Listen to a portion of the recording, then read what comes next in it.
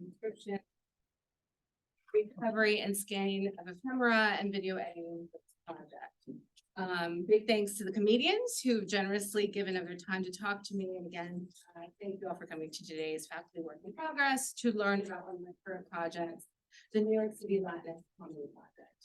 This DH project that will include a digital archive, a digital story map, and Wikipedia pages, aims to make visible the contributions of a long invisibilized population, Latinxes, to and in the field of live stand-up comedy, specifically in New York City. What I'd like to do for you today, or with you today, is to introduce you to the project, talk about its origins, hit upon some of the themes that have emerged in the project, and lastly, introduce you to an important woman in New York City comedy, not just Latinx comedy, comedy history. What are the Latinx comedians? So my main argument with this project is that although Latinxes are excluded from discussions about this American art form of stand-up comedy, they have long engaged in performances where they humorously speak directly to audiences from a stage in English, in Spanish, and in Spanglish to make them laugh. Unfortunately, however, their contributions to this art form in both the industry and in scholarship has been largely invisibilized, except for a few standout comics, including Freddie Prinze, the Hungarican, who dominated Johnny Carson's stage and was the first comedian to be invited to sit on his couch with him and talk. And mostly West Coast Mexican-American comics, such as Paul Rodriguez, George Lopez, and Fluffy, all of whom have obtained a big Hollywood deal. The project focuses more so on the working Latinx comics, so instead of securing multi-million-dollar tools that they figured for decades for the multi-million-dollar comedy industry in New York City. In regards to scholarship, Latinxes have been excluded from discussions about both American culture. Seminal texts such as the academic journal Studies in American Humor and monographs claiming to be surveys of American comedy, including the Comedy Studies Reader published in 2018, wholly excluded mention of any Latinx stand-up comedians. Purported to include, quote, foundational and cutting-edge work on comedy studies in the US, this text includes a section on race and ethnicity that includes discussions of white, African-American, and Asian comedians in their material, but fails to mention the second largest racial ethnic group and the largest minority in the United States, Latinxes. In a discussion of multicultural humor, data in 2013 explained the scant mention of Latinxes by stating that, quote, Latino humor is just still emerging in the mainstream. This perceived infancy of Latinx humor and stand-up comedy has less to do with reality and more to do with the ways in which citizenship, as well as belonging and cultural production, are racially framed in the United States, and how Latinxes fit or do not fit into this framing. Reflecting national constructions of race in the US stand-up comedy industry, talent is viewed through a lens where multiracial Latinxes are othered and excluded. When booked by comedy clubs, Latinxes are often quoted as urban and become interchangeable with other people of color, including African Americans and Asians, something that I will discuss later. Additionally, Latinx comics who perform their cultural heritage do so at the risk of being passed over for bookings in mainstream white rooms.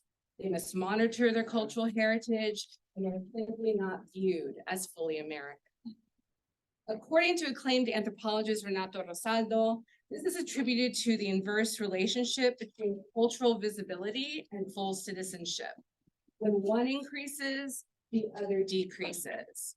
And even in multicultural New York City, Latinx comedy and stand-up comedians are viewed as incompatible with the ways that comedy clubs are organized to include American, white humor, and at times binary notions of race. Latinx comedy and comedians are viewed as foreigners and as such largely excluded from mainstream stages, commercial success, and with scholarship focused broadly on stand-up comics who have had this commercial success, historical and current representations about stand-up comedy. Rather, Latinx comedians who steadfastly shape this field night after night and on stages across New York City have been and are ignored and as such deemed irrelevant.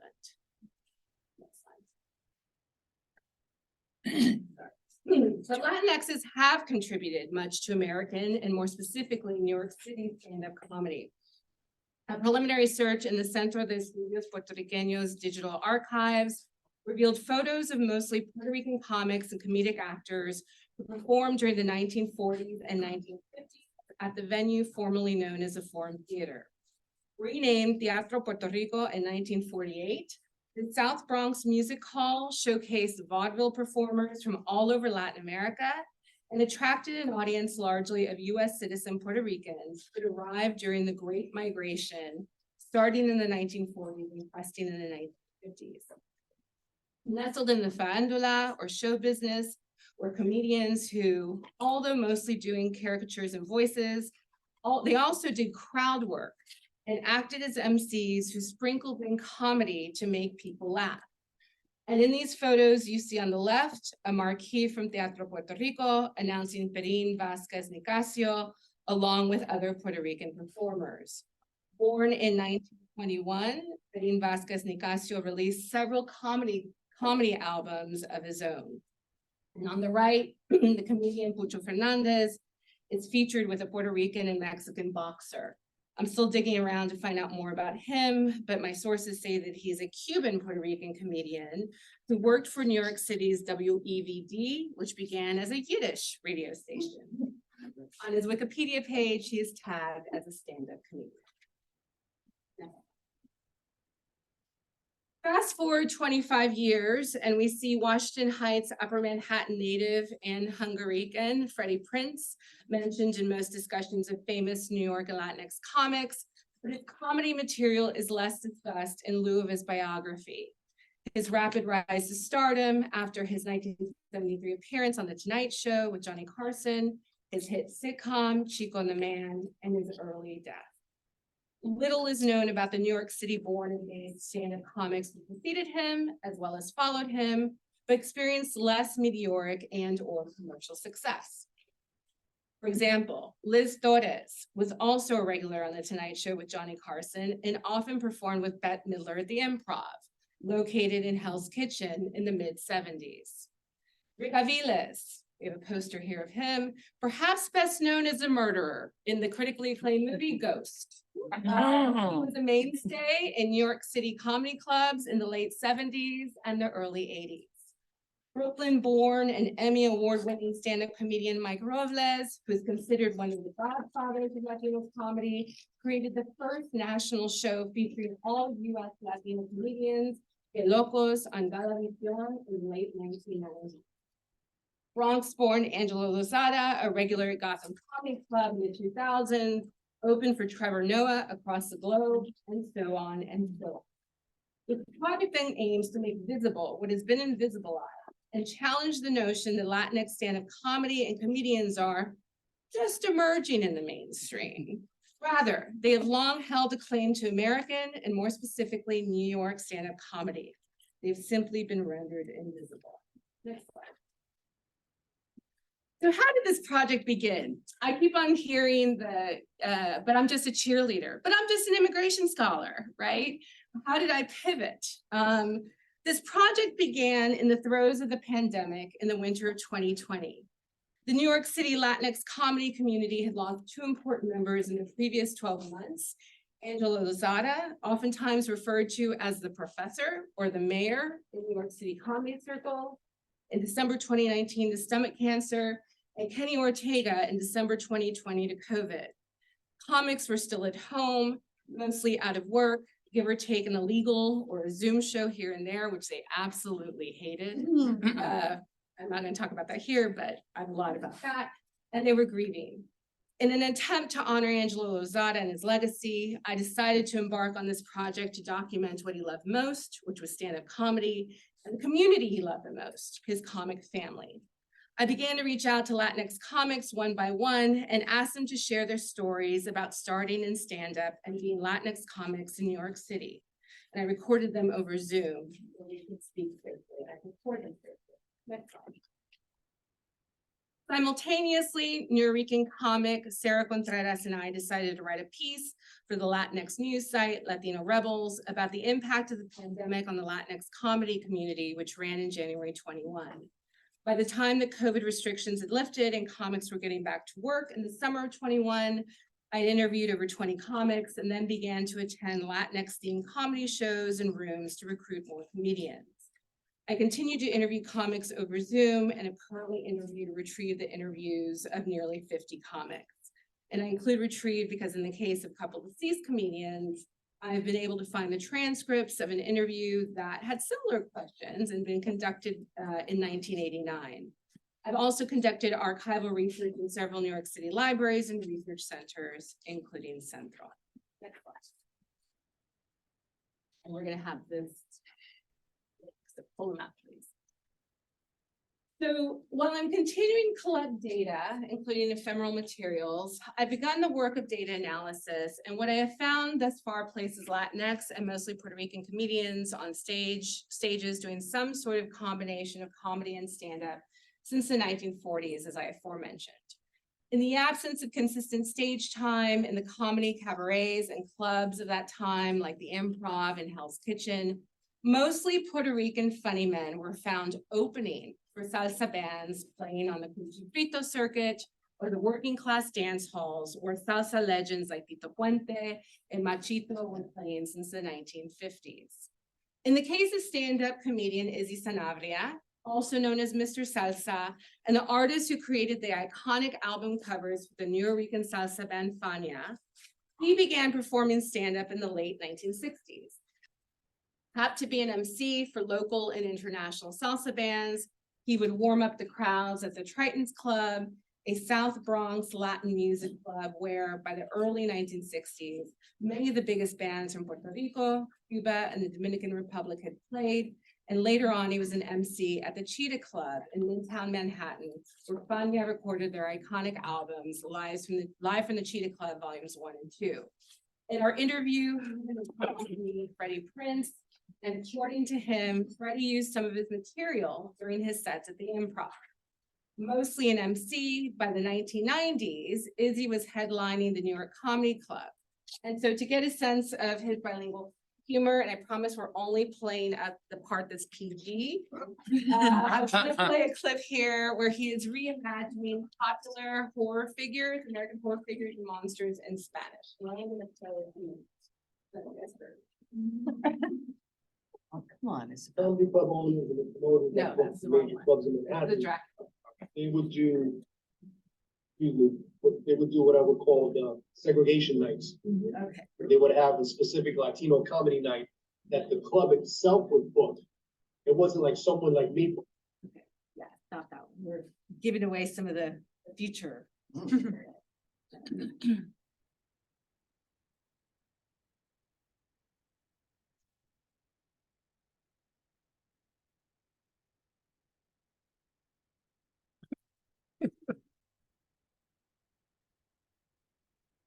You can let it go. Pour all of it each. I was like, you can do this. Here. Which is him.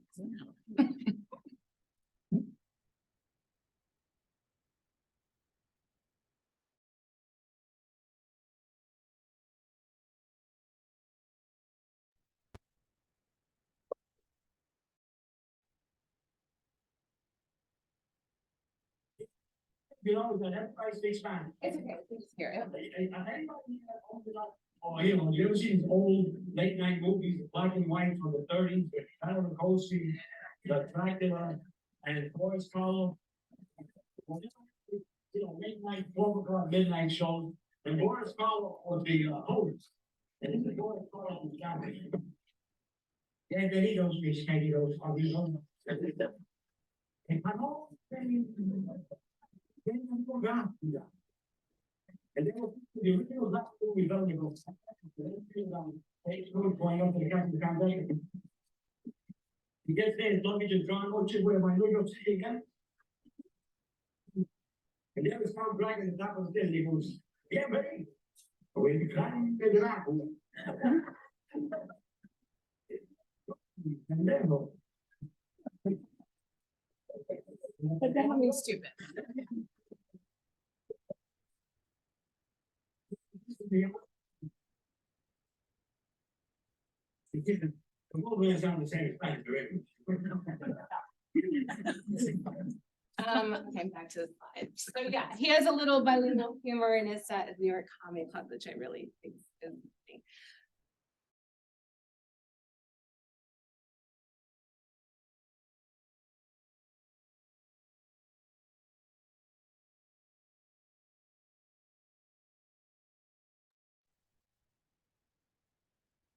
Sorry for the technical moment.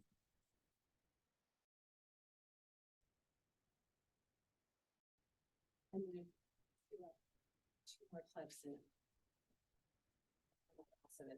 The segregation nights.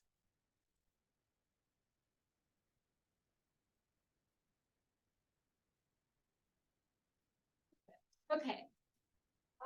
In addition to documenting Latinx Canadian start stops and contributions to the industry, another major component of the project is focused on the racial segregation and exclusion in the stand-up comedy industry in general.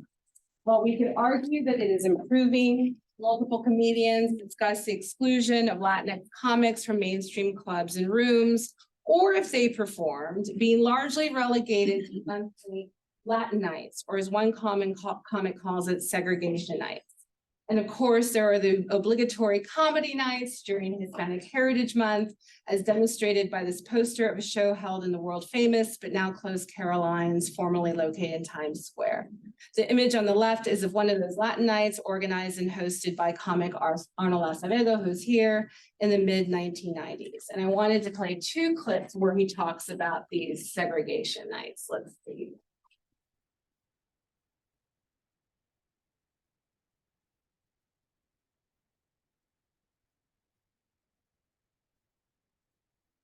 DC first, and then you can go straight into DD.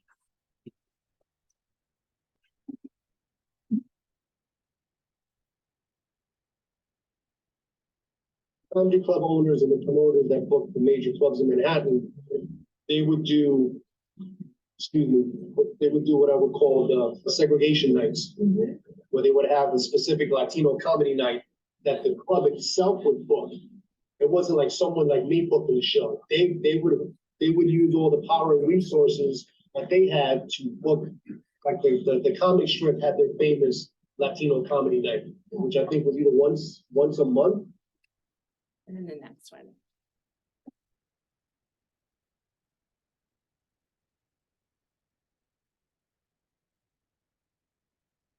But that was like a pretty big one. And then all of a sudden the comic strip would call you up and go, hey, this is so-and-so from the comic strip. Are you available Thursday? And I'm like, yeah, what's going on? Oh, we're doing the comedy burrito night. You know, you have some stupid name for it. Yeah. And I didn't give a shit. It's a comic strip. Paying you a few bolos to show up. And you get to perform with all your friends. Yeah. And it was always a fun night, you know, you hang out, laugh and shit. Oh, you're on next. You go on stage. There's always a killer crowd. Comic strip always had a killer Latino crowd. And then we're gonna do Mark. Okay, so next slide, please. So this They would do, next slide. but that was like a pretty big, what I would call then all segregation nights, where they would have a specific Latino comedy night. So this marginalization has placed then and now comedians between a rock and a hard place, forcing them to make calculations about their material and how they should or how much they should include their racial or ethnic identities in their comedy, especially when trying to get stage time in mainstream clubs or those with white owners and mostly white audiences. In his 1989 interview with the local NBC show Visiones, Angelo Lozada on the far right, he explained his resistance to these calculations as exemplified in his motto, no sellout. When host Rafael P. Roman asked him to explain this motto, he shared, it means you have to do what you believe in. You can't conform to what other people want. You know what I'm saying? You can make people laugh by making them think your way. You understand? A lot of times, especially in the major clubs, They're looking for like a certain type. And a lot of times comedians, especially minority comedians, have to compromise, you know, what they believe in and what they think is funny to conform so they can make the dollars. For Latinx comedians who are passed on to white stages and rooms or into mainstream clubs where the owners and audience are again predominantly white, there are definitely some compromises that they make, as Angela Lozada said in 1989, in relation to how much of their racial and ethnic identities they will reveal in their material. Continuing this train of thought, Cuban comedian Laz Rivero, who is in the middle, shared that when he was performing for mostly white audiences, he would perform a little Latinidad, but never go over the top. Well, he says, well, being Latino, I know if I'm in a show and there are 4 white people, comedians, and me, I know already all eyes are on me because I'm different already. So I guess I give the people what they want. So you give them a little bit of the Latino flair, a little bit of your upbringing, a little bit of the rice, the arroz con pollo to them, because you know, you got to entertain people. So if they wanted a little bit of that, so they wanted a little bit of that, but I'm not over the top and I'm not, hey, senor, I'm not going to give you any of that shit. But I'm going to give you a little bit of it, you know, so being Cuban, being Latino helps because people, you know, we do a show for 50 tourists and all of them are from Ohio and Iowa and Australia, and they have no idea what being Cuban is, but now they do. So I give them a little bit of that, you know, a little bit of this is what it feels like to be a Latino boy or a Latino teenager, or a Latino man or a Latino person in my world today. Hold on a second. But there are penalties if you are Latino and you go over the top. In recounting a really hilarious joke, and I've heard it many times, it's hilarious, performed by New Yorker comic Eric Nieves about a niche of the New York City taxi cab industry that was dominated by Dominicans in Upper Manhattan and the Bronx, Bronx-born New Yorker comedian Mark Vieira discusses the penalty for being too funny and Latino in comedy clubs. Go ahead, Mark. I just think in general, it's harder for the Latino comedian. Again, it could be, look, it could be a double-edged sword. It could be harder for you because you don't fit in the white clubs doing the material that they're doing, which is, you know, when I hate dating. You want to know why I hate dating? Because when you date, you have to see it. And here comes Eric Nieves, who's talking about, yo, you ever call the cab? And the second you hang up, the cab is downstairs, and you know, and one minute, come downstairs, you know, that shit is rip-roaring hilarious. And then Eric Nieves actually gets shunned. He gets shunned for being too funny because now you made the other comic look too bland. You know, look, there's only 3 or 4 comedy clubs in New York City that were booking an Eric Nieves, myself, or an Angela. It wasn't everyone. It wasn't everyone across the board, which is the way it should be. And as Mark Vieira stated, I'm going to play Joey next.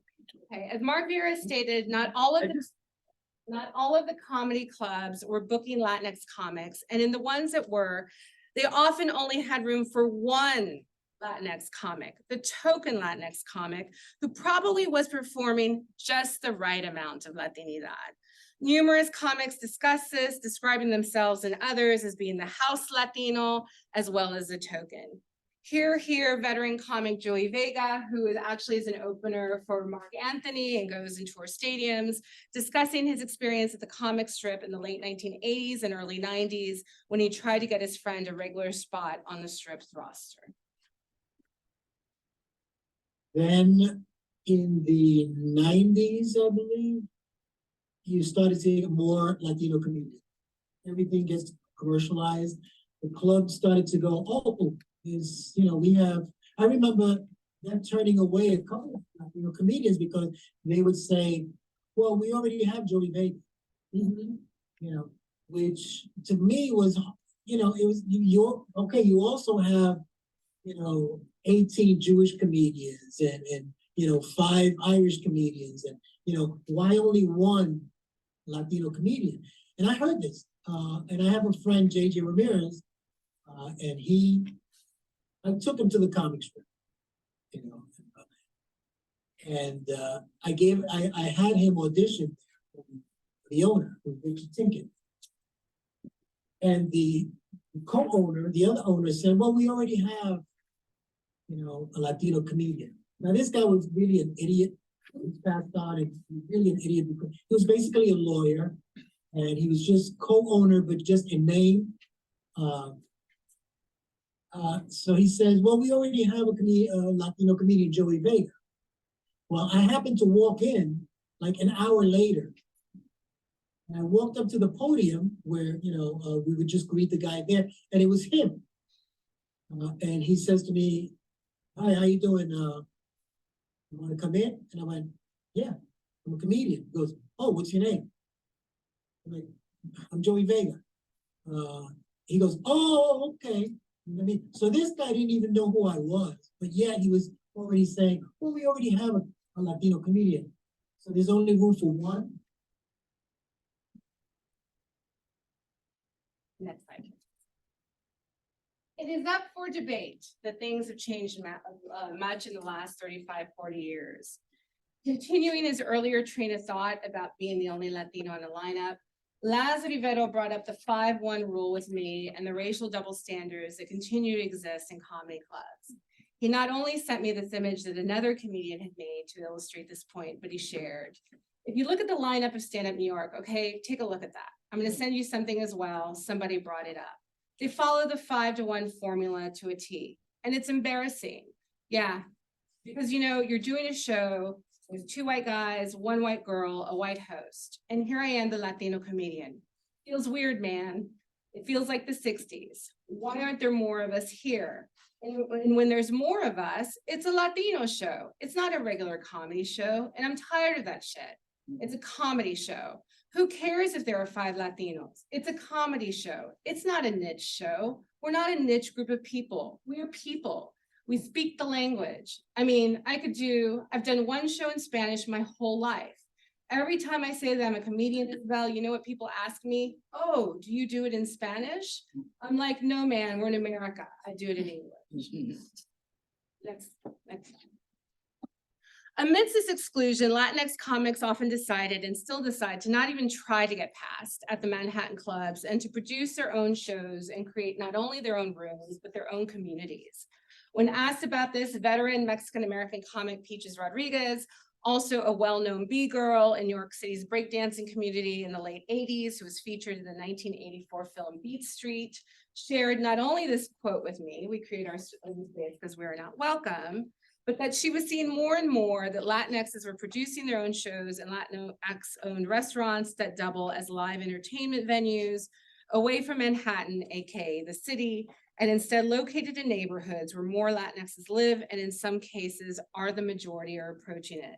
She shares, the Latino community has said, we're going to create our own clubs the way these guys did with this big club, this poster that I just showed you, where they're going to spend all the money on this club, bring people out to Ridgewood, Queens to do their shows and really become more of a comedy, of a community type situation. And maybe that's what's happening. It's going back out to the communities because I'm finding myself working every single weekend, getting the money, the numbers that I want to get for what I call a journeyman comic. I'm not Trevor Noah. I'm not like, I'm not in stadiums and I'm not in big theaters, although I do occasionally do theater. And it's really sort of being on the road is where it's at. Yeah, and it's funny because those city comics who swear by their city sets and swear by getting past in the city, when they're with me on the road, they're like, oh, this is a dream. They see the room that's packed with 150 people, 200 people in there, like this is a set, and they're sitting there eating ziti and meatballs. And they're like, I don't get treated like this in the city. Here, not only may the comics get treated better, but they also have more of a community feel. Even if they include over 100 audience members, these members sometimes become like family. Uruguayan comedian Aldo Marachian had his own room for 6 years, and he likened his show to being, quote, like when you ride the subway at the same time, sometimes you see the same person. If you're always sitting in the same car, you see the same people. And then you're like, good morning. And that's how my shows are. It's about like a little family. Next slide. In addition to creating Latinx communities away from the white clubs, another strategy that's come up repeatedly has been how essential African-American and other non-Spanish speaking Black comedians have been to putting Latinx comedians on stage and vice versa. There's a lot of crossover between the groups, with several Latinx comics crediting Def Comedy Jam at the Apollo Theater for being essential to their careers and some of their favorite shows or gigs, as well as independently produced shows for Black and Latinx audiences produced and held in the outer boroughs and in New Jersey. I'm in possession of countless flyers that are promoting these independently produced shows that include a mix of African-American and other Black comedians, Latinx comedians, brought together and promoted as urban shows, held in a range of places, including Black-owned comedy clubs, salsa clubs, Latino restaurants, bars, etc. And I have many quotes about the solidarity that has been built in and across these communities in order to survive this highly racialized industry. Each has continued to say, you know, the club that made me cry, and it made me cry in a good way, it was Jamie Robertson and Nikki Sunshine. They own a club called Comedy in Harlem, and they opened it just after COVID dropped. And I remember Nikki Sunshine invites me to come on to her ladies show that she has once a month. And I don't know, it might've been like a guest spot for like $100 or something like that. You know how they give you the money, right? They roll up the money and they pay you on the side here. Here's your money, right? It was, she gives me this envelope and I open the envelope and it's a card. Inside, it's like a beautiful Hallmark card. I open it up and it says, Peaches, I want you to know how much I appreciate you. I want you to think of this place as your home. You're welcome here. And I freaking lost it. I lost it, you know, and not to get emotional about everything, man, but the people that have supported me in this business, and I'm talking about going back to like Beat Street days, and from the time I stepped out in clubs in Connecticut and Hartford, have always been Black and Latino people. My fellow Black and Latino people have been the warm hug that have carried me throughout my life. In my career, welcomed me, embraced me, and brought me along. So lastly, I want to end this talk by introducing you to a woman who's been incredibly important to New York City comedy history. Delilah Ramos, as far as I know, is the first and only Latina comedy club owner in Manhattan and in New York City. After simply helping out at the New York Comedy Club one night when they were shorthanded, she got the comedy bug and she left the finance industry to waitress at New York Comedy Club. And then when Gotham Comedy Club opened, to help its owner manage the club. At Gotham, long considered a mainstream club, Delilah used her position to advocate for and to put more Latinx, Black, and female comics on stage. In 2001, right after the fall of the towers, she opened her own comedy club, a Laugh Lounge on the Lower East Side. From the start, she was committed to diversity and had the most diverse lineups in the city. She would close its doors in 2012, but not until she had helped nurture the careers of comics who are now household names, including Kevin Hart. And I'm going to play two short clips here that speak to her standpoint and to her legacy as a female Puerto Rican comedy club owner. I believed in people. I always have believed in people. And there was some talent that I felt always got the raw end of the stick, or wasn't necessarily given the opportunity to be out there in front of the Saturday night 8 p.m. show. You know, and I put my money where my mouth was when I was a club owner and I was booking the Saturday night 8 o'clock show. You know, and I understand everybody has a different sensibility for the genre of the comedy, or the sensibility, the curse words, the ethnicity of it. But I really believe a performer is good. They can reach in and be cross-cultural and be universally funny, but not if they're not given an opportunity and nurtured in that way. I think that the legacy is really that I believed in so much incredibly talented individuals.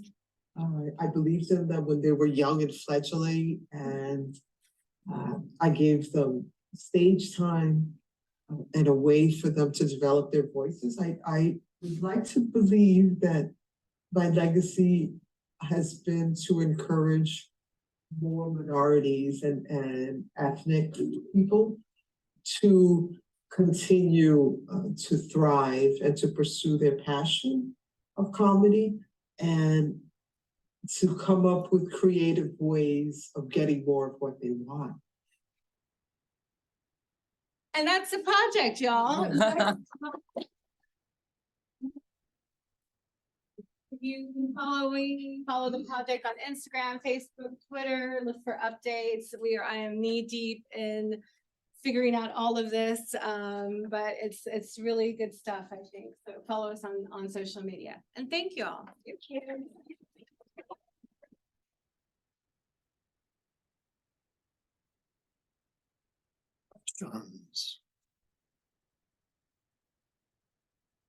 Yes. Thank you so much. I think that I haven't seen you work since like me present. I've seen you work a lot, but not seen you present since your job talk. So it was really enjoyable to be able to hear that. So I have two questions. About the project, this is a question that comes up a lot. It's come up with the Humanities Centers Fellows as well, but how will you incorporate like the digital materials, in particular, like these glorious interviews that you have in the final outcome of it? And then I just have this question about, I'm writing this book on Haitian girlhood, and I've been thinking about like the logics of visibility and invisibility. And Toni Morrison has this really wonderful interview where she says, she's talking about the invisible man and critiquing Ellison, and she says, well, invisible to whom? And so I think about that a lot now, which helped me to kind of shift my point of departure about to go from just talking about invisibility to really the relationship between visibility and invisibility, because there's a way that saying it's invisible is centering the people not whom it's about. Right? Because it's not invisible. So I just wanted to hear you kind of riff about that and how you feel about that dynamic. Yeah, I've been grappling a lot about, even with this talk, like, where is the gaze, right? Who are we performing for? Who are our audience? And I think, at the end of the day, I think comedians do want to get that deal. And the reality is that industry folk, and then I have this whole other discussion. I mean, there's so many themes here, but like whether or not social media is democratizing comedy, right? So who cares if they can't get past at the Comedy Cellar? I'm gonna get 1 million followers on social media and F you and get a deal, right? But even we know social media is segregated. And the reality is that industry folks who book, the places and the deals are still in these mainstream rooms. So that's a piece of it. But this other piece about community, like, is really speaking to me about, performing in the Bronx, rooms in the Bronx, for folks who are not going to go into Manhattan, who absolutely should have access to laughs and chuckles and this comedy. And so I'm trying to talk about all that. Yeah. But yes, definitely the grappling of it. And then, well, just a quick follow-up about that question that I had. So I'm thinking about Issa Rae, right? And how she started out doing the YouTube videos, Awkward Black Girl, and then eventually got this huge platform and is now obviously has her own company and alcohol and all the things. And so she literally just has like a Prosecco line that's just open, anyway, but so is there that question also about that? Like, is that also happening with the Latinx communities? Like, is there YouTube?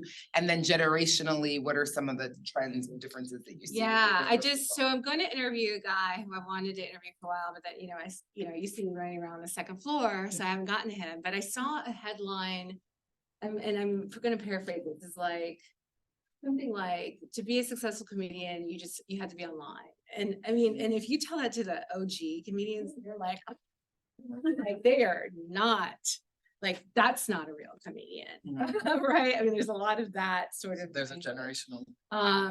I don't know yet, Regine. I know with this particular group, there isn't that. Like, I mean, there's also that West Coast, East Coast, right, sort of split, and some East Coasters going out to the West Coast because that's where industry and getting big happens.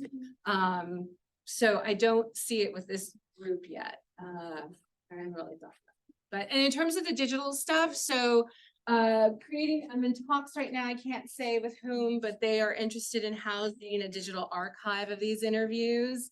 And then but we're gonna go, I don't know anything about copyright rights, all this stuff, I'm learning about it very quickly. But also creating, one of the big things I want to create is a digital story map where you can hover over the places that comedians have performed and hear them. That's like my big dream. And creating Wikipedia, just elevating this population digitally. And then there's the analog stuff, right? I gotta become full. Like, and even those, some of the portraits that we have are by a wonderful photographer in Brooklyn, Shirley Rodriguez, and we're, talked about creating a coffee table book. So we've got lots of circulating.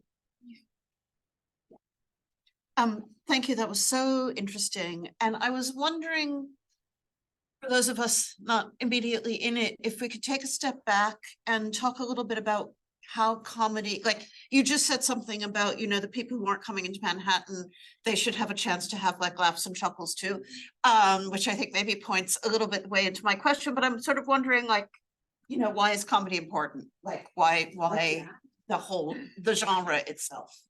I think comedy is about truth telling. I think they're the biggest truth tellers in society and hold up a mirror to everything that's going on. And I think, you are like, everyone should be hearing, a version of the truth, right? And being provoked to think. And I think the comedians are able to do it in the most authentic way, right? People's defenses are down. People are willing to listen, I think, more so in a comedy setting. It's just like, what Laz says, these folks who are from Iowa and Ohio, and I have another quote, like, these folks may have never met a Latino person and come in with these preconceived notions and stereotypes, and now you have someone who's talking to them about being Latino, right? And disrupting those stereotypes. I think they're more effective than a professor, just saying, and definitely probably more effective than the very segregated news cycles that we have right now. So that's why I think they're very important to society. That's interesting.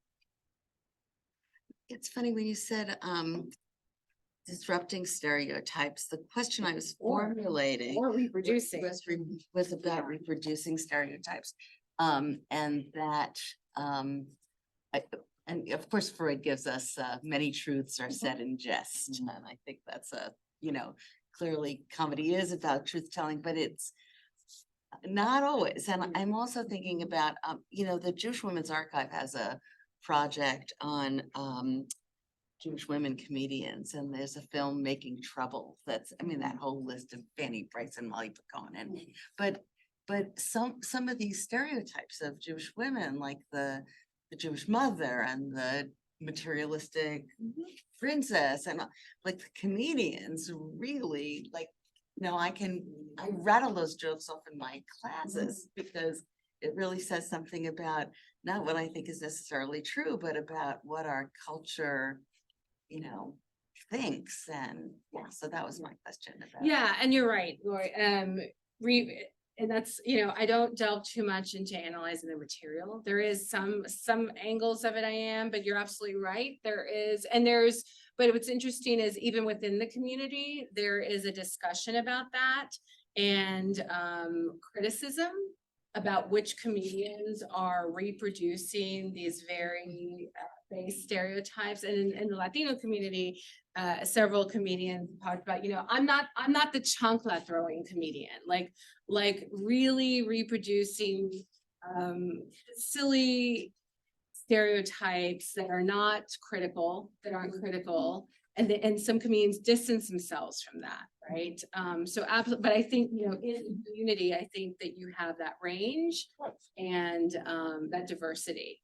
But is that, I guess I'm wondering in the business of comedy, if what's rewarded is, for in all ethnicities, is like when you're an ethnic comedian, if you are performing your ethnicity, and performing your ethnicity is performing a kind of version of the self that people like to laugh at, which is stereotypical. I'm just wondering if there's something perpetuating in that business. I'm also wondering why in a landscape that is ethnic, there was a particular exclusionary and or segregational space for Latinx. Like why, if you have a Black, and a Jewish and an Irish, and I mean that, like why this group? Why? I mean, I do think there's I think more, yeah. Yeah. And that's where I am right now. I mean, we could also talk about, I think that, I've also heard the argument, the numbers, right? And I'm gonna be honest, like, comedy is an expensive hobby / profession, right? You are, and I've heard this among some of the interviewees that, especially that if they're maintaining a full-time job while going out to film comedy as a guys, they don't have the luxury of, the wealth to lean on where they don't have to work full-time. So that there's also, I think there's a numbers issue, that there is a little bit of luxury in becoming a comedian. Laura, I saw something. Yeah, I was thinking about how people get starts in their business, and I'm interested in this notion of community, especially like, the comics who opened for some of the Latin bands. And I'm wondering if your notions of community are going to expand so that it sort of transcends the medium of the performance, so that it's not just like comics supporting comics, as, musicians can be giving the comics a toehold or a leg up or something. Oh, well, I think of the community as also, and I mean, I took it out of this iteration, as their fans, like again, and so going back to all this quote about being on a subway and see, like, they become like family. I don't think I didn't read his whole quote, but he talks about, he describes it actually as like his shows became like school. And people would go into his room, same people coming in to support him every week, sit in the same places.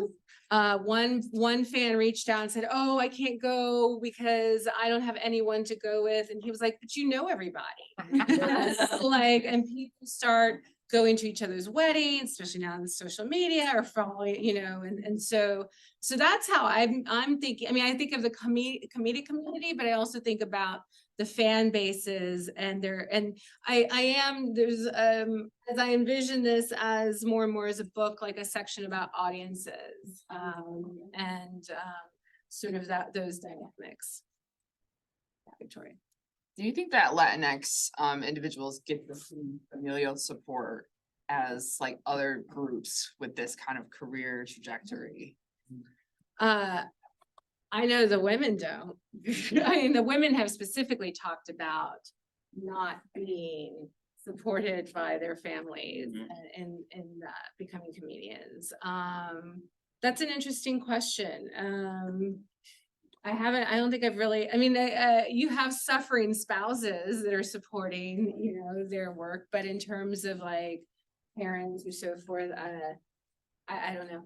I don't know. I just keep on thinking about, because he's made it big. My son Martinez right now is, one of the biggest Latinx white Latinx comedians on right now. And he's always, his mom is like, everywhere, but he's also, living large on the hog from SNL right now. Last round of thanks. Thank you all.